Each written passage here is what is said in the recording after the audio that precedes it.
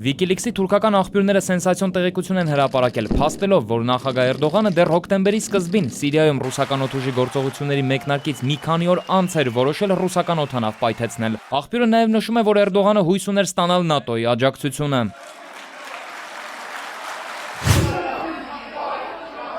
Զինված ահաբեկիչը Լոնդոնի մետրոյի կայարանում մեծ դանակով հարձակվել է ուղևորների վրա, վանկարկելով ահաբեկչական կարգախոսներ ու նշելով, որ վրեժ է լուծում Սիրիայի համար։ 3 մարդ վիրավորվել է, ահաբեկչին ձերբակալել են։ Ավելի վաղ բրիտանական հետախուզությունը պարզել էր, որ Փարիզի ահաբեկիչները կապեր են ունեցել Լոնդոնում։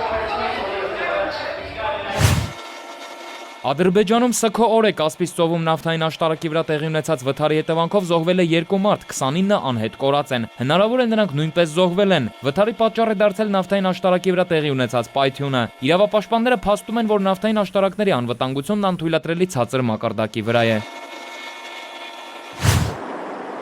Մեծ Բրիտանիայում ջրհեղեղների հետևանքով ավելի քան 1000 մարդ տարհանվել է, Անգլիայի հյուսիսում ու Շոտլանդիայի հարավում ջրի տակ է անցել 200 տուն։ Հունից դուրս է եկել մի քանի գետ, ջրի մակարդակը նորմայից բարձրացել է 1 մետր։ 60 000 մարդ զրկվել է էլեկտրաէներգիայից։ Դավիթ Սարգսյան, ժամը լրատվական։